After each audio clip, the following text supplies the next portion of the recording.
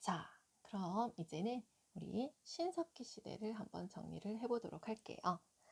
신석기 시대는 구석기와는 다르게 이제는 간빙기라고 불러요. 이때를 간빙기라고 하는 것은 빙하기가 끝나고 날씨가 다시 따뜻해졌다라는 뜻입니다. 그래서 간빙기는 따뜻하다라는 얘기예요. 따뜻하니까 어떻겠어요? 식물도 많고 나무도 많고 그죠? 네, 나무도 많고 그다음에 동물들도 많고 아주 다양한 동물들도 많아집니다. 그런 시절이었어요. 이때가. 특히 아주 작은 동물들이 이제 따뜻해지니까 막 세상 밖으로 나와요. 그러면 이런 작고 날쌘 동물들을 사냥하기 위해서는 뭐가 필요하죠? 기존에 있던 도구 말고 새로운 도구가 필요하고요. 좀 더 정교하게 다듬어진 도구가 필요하기 시작합니다. 그래서 신석기 시대 때는요, 도구도 달라져요. 우리 신석기도 마찬가지예요. 제가 아까 신석기 시대를 어떤 유물과 어떤 유적지를 기준으로 보느냐에 따라서 우리나라 신석기를요, 뭐 1만 년 전이다, 또는 1만 2천 년 전이다, 또는 기원전 8천 년 경이다 등등등 다양한 학설이 존재한다고 합니다. 사실 역사를 구분할 때 뭐 몇천 년 정도는요, 큰 시간이 아니라고 보시면 돼요. 지구의 나이가 많잖아요. 지구 나이가 억 단위잖아요. 그러다 보니까 그 억 단위 지구에게 몇천 년은 우리 인간에게 있어서 몇 초 정도 되지 않을까요? 그래서 시대를 구분하는 기준은 조금씩 달라질 수가 있음을 아시고 역사 공부를 하는 게 좋습니다. 네, 먼저 신석기 시대는요, 따뜻해졌죠. 그래서 도구가 달라진다고 말씀드렸잖아요. 그러면 이때 어떤 도구를 사용했는지 먼저 도구부터 살펴볼게요. 네, 신석기 때 사용한 도구를요, 우리는 간석기라고 부릅니다. 간석기의 간자는요, 예쁘게 갈았다, 다듬었다라는 뜻이에요. 그래서 신석기 시대 때는요, 이제 도구 만드는 기술이 발달하기 시작하는 거예요. 뗀석기, 구석기보다는. 그래서 예쁘게 돌을 갈아요. 갈아서 다듬어요. 갈아서 다듬어서 간석기입니다. 네, 갈고 어떻게 한다? 갈고 다듬어요. 네. 이렇게 해서 만들어집니다. 그래서 구석기 때는 보통 도구 이름이 단순했다면 신석기 때는요, 이 간석기는요, 도구가 사용 용도에 맞춰서 이름이 다양해집니다. 예를 들어서 돌로 만든 낫이죠. 그럼 이제 돌로 낫을 만들어요. 그럼 돌낫이라고 이름을 붙여요. 또 곡식을 갈거나 음식을 만드는 데 사용하는 게 있어요. 예를 들어 우리 맷돌 비슷한 거라고 생각하시면 돼요. 돌갈판 뭐 이런 식으로. 네. 뭐 이런 식으로 이제 이름을 붙여요. 뭐 돌칼 이렇게. 네. 이런 식으로 정확하게 사용 용도에 따라서 이름이 달라집니다. 그래서 간석기는 이제는 다양한 농기구가 만들어지기 시작한다라고 보시면 될 것 같아요. 네. 그리고 이때는 도구 중에서 뭐가 있느냐? 이제 사람들이 옷을 만들어 입기 시작해요. 그래서 도구 중에서 가락바퀴라는 게 있어요, 여러분들. 가락바퀴가 있고요. 네, 그리고 뼈바늘이 있습니다. 자, 뼈바늘은 이해가 되실 거예요. 동물의 뼈를 바늘로 이용을 하는 거라고 보시면 되고요. 가락바퀴는요, 실 뽑는 기계 정도? 기계라고 하긴 그런데 실을 뽑아내던 도구예요. 어, 이것 상상을 하기는 어려우실 텐데 가락바퀴 모양이 어떻게 생겼냐면요. 어, 이렇게 동그란 돌인데 중간에 구멍이 뚫려 있어요. 네, 그래서 이 구멍 사이로 이렇게 막대기를 끼워요. 막대기를 끼워서 이걸 돌려요. 돌리면서 뭐를 하느냐? 돌릴 때 이렇게 실을 이렇게 감아요. 네, 실을 이렇게 감는다고 생각하시면 돼요. 약간 이런 형태로 생겼다라고 기억하시면 되고요. 어, 이 가락바퀴가 제 생각에는 이제 우리 전통 물레 같은 역할을 했다라고 보시면 될 것 같습니다. 자, 가락바퀴하고 뼈바늘은 어떤 의미를 가져다 주냐? 이것이 있었다는 것은, 즉, 이거는 그 당시 사람들이 옷이나 그물을 만들어 입었다. 이런 뜻이에요. 옷과 그물 제작을 알려줍니다. 옷과 그물 제작. 네. 옷과 그물을 제작했다. 이는 곧 바로 원시적 수공업이 이루어졌다라는 뜻이에요.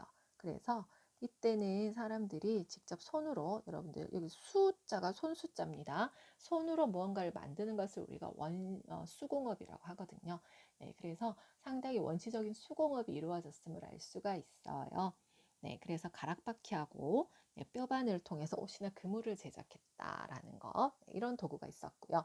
자, 그 다음 가장 대표적인 거 중요한 거 바로 이 신석기 시대 때는요. 예, 이제 드디어 농사를 짓기 시작합니다. 과연 어디서부터 농사가 시작되었느냐라고 본다면요. 농사가 시작된 곳은 여러분들 서남아시아인데 서남아시아 하면 어딘지 잘 모르시죠? 지금으로 치면요. 어, 서남아시아 하면 이란? 네, 그 이란하고 이라크가 있는 그쪽 지역을 말을 해요. 네, 거기가 이제 서남아시아인데 이슬람 지역입니다, 여러분들. 근데 특히 농경이 시작된 곳이요. 비옥한 초승달 지대라고 해서 그 이란과 이라크가 있는 그쪽 라인이에요. 네, 거기 이제 그쪽에서 먼저 농사가 시작이 되는데 처음 농사는요, 여러분들 쌀 농사를 짓지는 않습니다. 네, 쌀이 아니라 잡곡을 지어요. 뭐 밀이나 보리 같은 이런 잡곡 농사를 먼저 짓기 시작합니다. 자, 신석기 시대 때는 여러분들 꼭 기억하셔야 될 거 가장 중요한 생활이 바로 뭐냐? 농경과 목축의 시작입니다. 농경하고 목축이 시작이 되었다. 자, 농경과 목축 시작. 이는 어떤 의미냐? 농경하고 목축이 시작되었다는 것은 여러분들, 자, 농사를 짓고 가축을 기르기 시작해요. 그러면 더 이상 먹을 걸 찾아 돌아다닐 필요가 없어요. 이 말은 사람들이 이제는 한 곳에 머물 수 있는 정착 생활을 할 수 있게 되었다라는 뜻이에요. 자, 한 곳에 머물러서 정착을 하려면 뭐가 필요하죠? 집이 필요하겠죠. 그래서 사람들이 집을 짓는데 이때 신석기 때 집을 우리는 움집이라고 합니다. 그러면 사람들은 어디다 집을 지었을까요? 주로 움집은요. 주로 농사를 지을 수 있는 평야가 있는 강가나 바닷가 근처에 주로 지었어요. 네, 아무래도 강가 주변에 집을 지어야지 강가 주변에 뭐가 있겠어요? 평야가 있잖아요. 그러면 뭘 할 수 있다? 자연스럽게 농사를 지을 수가 있겠죠. 항상 강 주변에 농경지가 만들어지거든요. 자, 이것만 보더라도 우리 인간 삶에 아주 큰 변화가 왔잖아요. 그래서 이것을 우리가 이름을 붙여요. 이 농경과 목축의 시작이라는 이것이 바로 우리 인간 생활에 아주 큰 변화를 가져오게 됩니다. 왜 그러냐면 자 보세요. 정착을 해서 집을 지어요. 처음에는 가족 단위로 모여 살았을 거예요, 분명히. 그러면 그 가족이 커져서 이제 예를 들어서 뭐 자식들이 분가를 하고 결혼을 하고 이러면서 그 옆에 또 집을 짓고 이렇게 하다 보니까 가족들이 모이고 모여서 작은 마을이 이루어질 거고요. 그 마을이 커지면 도시가 될 거고요. 도시가 커지면 뭐가 되죠? 국가가 됩니다. 바로 이 정착 생활의 시작이 곧 뭐를 만들어요? 국가를 만드는 시작이 되거든요. 자, 그러다 보니까 이 정착 생활이라고 하는 것 자체가 인간 삶에 큰 변화가 되었는데 그런데 이 정착이 뭐 때문에 바로 이 농경과 목축의 시작이었어요. 그래서 인간 삶에 큰 변화가 왔다 그래서 저희가 이것을 이름하여 신석기 혁명이라고 이름을 붙입니다. 여러분들 역사 공부를 할 때 이 혁명이란 단어는 아무데나 붙이진 않아요. 인간 삶에 큰 변화를 가져왔을 때만 주로 혁명이란 단어를 붙인답니다. 자, 그래서 신석기 시대 때 농경과 목축의 시작이 바로 신석기 혁명이라고 부릅니다. 네. 자, 그러면 정착 생활하면서 집을 지었잖아요. 움집. 자, 이 움집이 과연 어떻게 생겼느냐? 우리 움집에 대해서 잠깐 보겠습니다. 자, 움집은 이렇게 생겼어요. 여러분들 보이시나요? 이게 움집의 겉모습이에요. 여기가 입구인데요. 요 들어가면 어떤 모양인지 약간 상상력을 조금 같이 발휘를 해볼까요? 네. 자, 들어가면요. 요 밑에가 이렇게 움푹 파져 있다고 생각하시면 돼요. 요 밑에가. 실제 지면이 여기잖아요. 네. 그럼 이렇게 파져 있고요. 요 중앙에 화덕이 있어요. 화덕. 네. 중앙에는 화덕이 있어서 불을 피운답니다. 자, 땅을 파고 지어요. 자, 이게 움집인데 여기서 아까도 말씀드렸죠. 움집이라고 할 때 이 움이 뭐냐? 움은 바로 이거예요. 요거. 네, 땅을 파고 지었다는 얘기예요. 그러면은 이제 움집을 짓는 방법은요. 자, 먼저 땅을 열심히 팝니다. 이렇게 땅을 파요. 땅을 파고 나서 여기다 이제 기둥을 세워요. 이렇게 기둥을 세울 거예요. 기둥을 이렇게 세우고 요 위에다가 이렇게 집을 덮었죠. 그리고 여기다가 입구 입구를 내는 거예요. 그럼 실질적으로 집으로 요 안으로 딱 들어간다 그러면 평평한 게 아니라 요 밑으로 내려가게 된다는 거죠. 그러니까 예를 볼 때 요렇게 되어 있다라고 생각을 하시면 돼요. 요런 식. 그래서 여기 입구에서 내려가면 요렇게 네, 바닥으로 내려가게 되죠. 집이. 네, 이게 움집입니다. 자, 그런데 이런 움집을 주로 어디다 지었다 그랬죠? 아까 강가나 바닷가에 집을 짓기 지었어요. 그거는 이제 아무래도 이 강가 주변에 농사를 지을 수 있는 평평한 평야 농경지가 있어서 그렇거든요. 근데 가만히 한번 생각을 해보세요, 여러분들. 지금은 저희가 집을 지을 때 이렇게 땅을 파고 짓지는 않아요. 그죠? 땅을 파진 않고 땅 위에 집을 지어요. 근데 이때는 왜 강가 근처에 왜 이렇게 지었느냐? 일단은 땅을 판다는 것 자체가 이 강가 주변이 여러분들 아무래도 흙이 무르잖아요. 땅 파기가 쉬워요. 마른 곳보다는. 강에서 떨어져서 이제 좀 이런 뭐 언덕이나 이런 데보다는 아무래도 이 강가 주변의 흙이 무르니까, 바닷가 주변의 흙이 무르니까 땅 파기가 너무 쉽다는 거. 그 다음 이제 제가 생각했을 때 굳이 힘들게 왜 땅을 팠을까 한번 생각을 해봤거든요. 아, 그냥 여기 위에다 지으면 되는데 굳이 왜 팠을까? 그러니까 제 생각에는 아무래도 여름에 시원하고 겨울에 따뜻해서이지 않을까라는 생각을 해봤어요. 이 땅속이 겨울에는 따뜻하고 여름에 시원하잖아요. 그런 의미가 아니었을까요? 이거는 그냥 저의 생각이고요. 네. 자, 시간이 지나면서 이 움은 점점 낮아집니다. 움이 낮아진다는 것은 요 지상으로 올라온다라는 뜻이에요. 왜 그러냐면 이것도 생각해 보시면 쉬워요. 처음에는 농사를 짓기 위해서 강가 주변에 집을 지었어요. 왜냐면 강 주변에 농사 짓는 땅이 있으니까. 그런데 비가 온다고 생각을 해보세요. 비가 와요. 그럼 뭐 물이 강 주변에 물이 넘칠 거잖아요. 근데 이게 땅을 파고 지었잖아요. 그럼 집 안으로 물이 다 들어오는 거예요. 물이 다 차요. 맨날 홍수 나면 집이 물에 잠겨 버려요, 여러분들. 아, 생각하겠죠, 이 사람들도. 아, 이거 침수 피해 안 되겠네. 그러면 뭘 생각하겠어요? 강가를 벗어날 수는 없어요. 농경지가 있으니까. 그러면 강가 주변에 조금 높은 언덕으로 올라가 보자라고 생각을 합니다. 홍수가 이제 예를 들어 비가 많이 왔을 때 침수 피해는 안 입어야 하니까. 그런데 거기는 어때요? 딱 흙이 말라 있어요. 땅 파기가 쉽지 않아요, 여러분들. 그럼 어떻겠어요? 더 이상 땅을 파기가 어렵겠죠. 그래서 점점 지상가옥화되기 시작해요. 네, 그 지상가옥화되기 시작하는 게 바로 청동기 시대 되면 이제 점점 지상으로 올라옵니다. 네, 움집이 이렇게 생겼어요. 네. 움집의 요 바닥은요, 원형도 있고 사각형도 있습니다. 네, 그래서 이렇게 원뿔형으로 지붕을 세웠다고 보시면 되겠어요. 네, 이해가 되시나요? 네, 바로 이게 신석기 때 집인 움집에 대한 이야기였습니다. 자, 그러면 다시 돌아와서 우리는 이 농경과 목축에 대한 이야기를 해볼게요.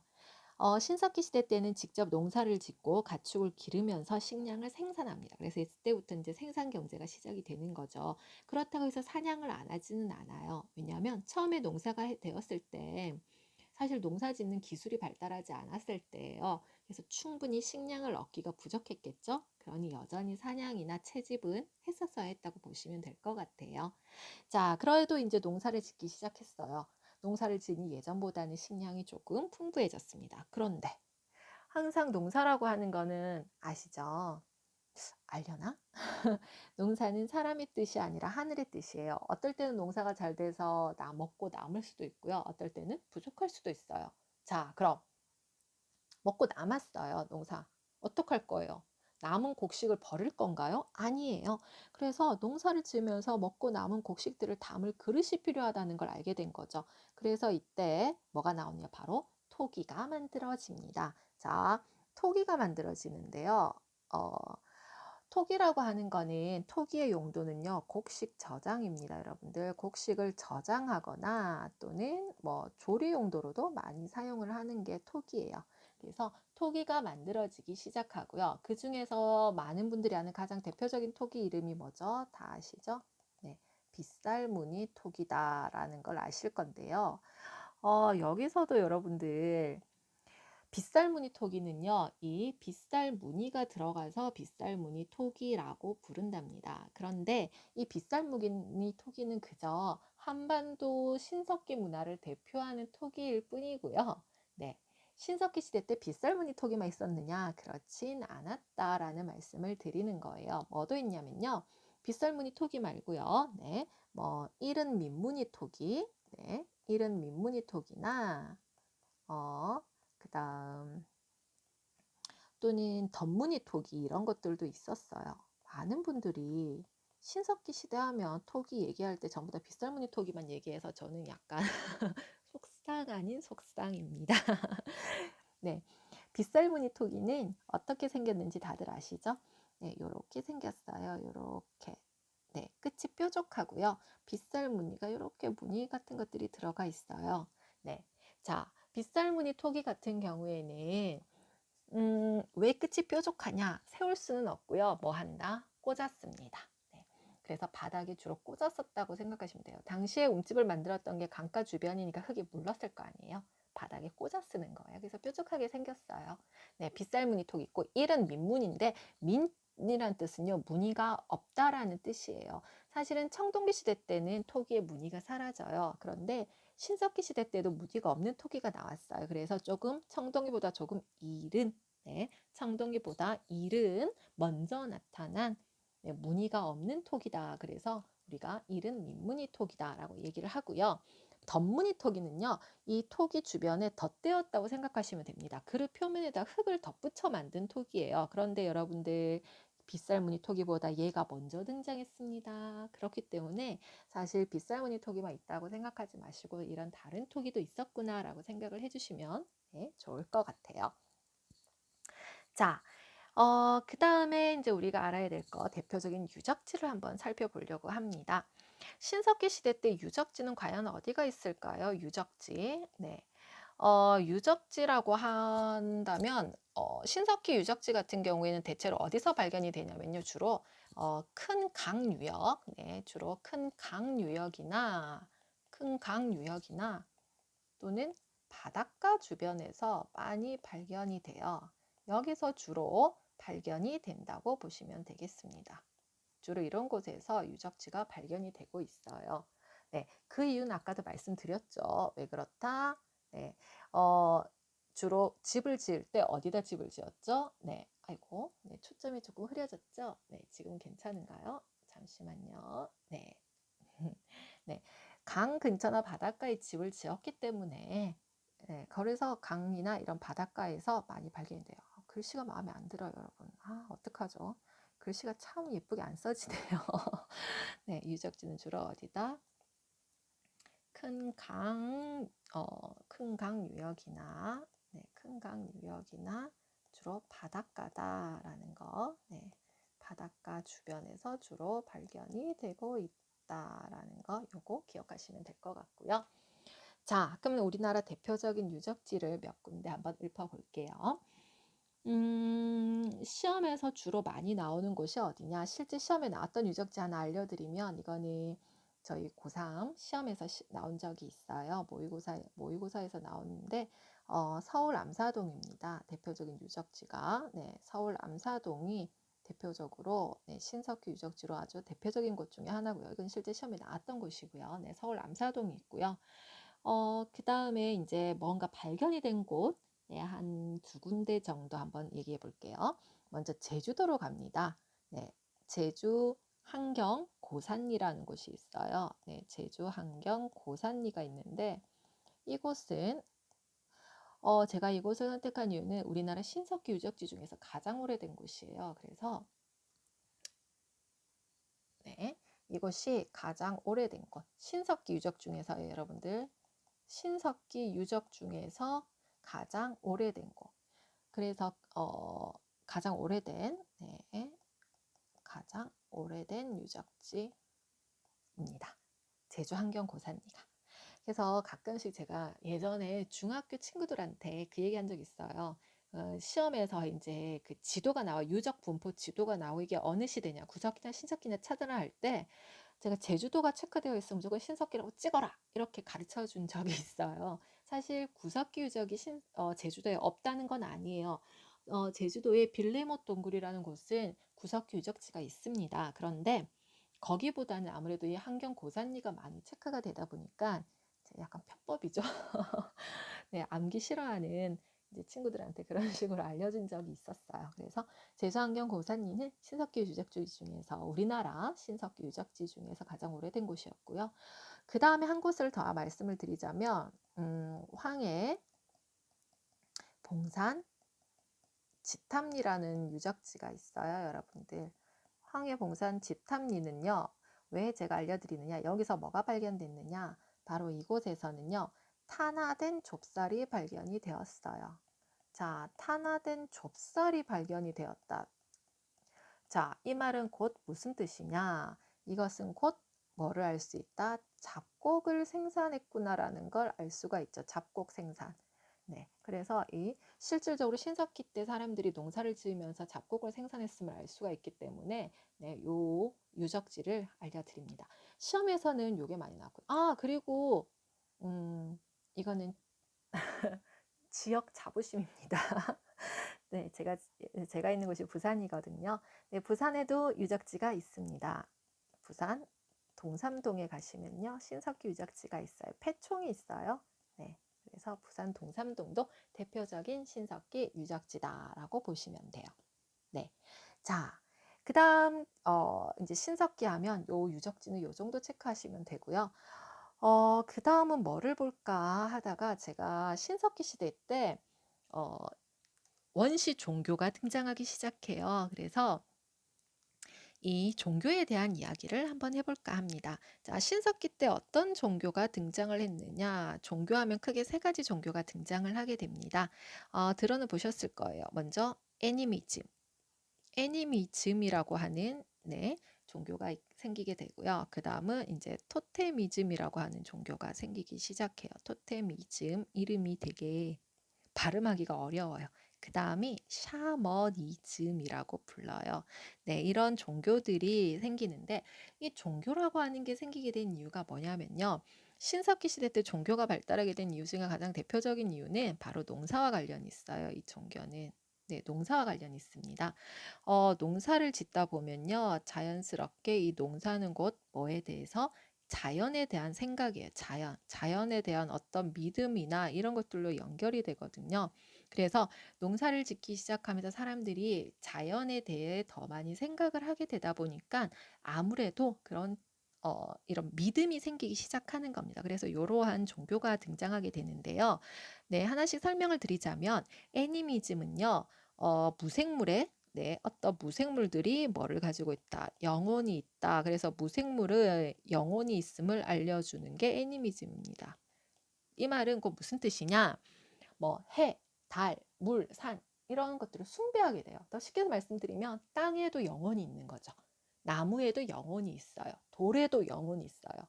이거는 이제 제가 예전에 어린 친구들한테 설명할 때 얘기한 건데 현대어로 번역을 하면 책상도 책상에 영혼이 있는 거죠. 그런데 우리 친구들이 책상에 낙서를 잘하잖아요.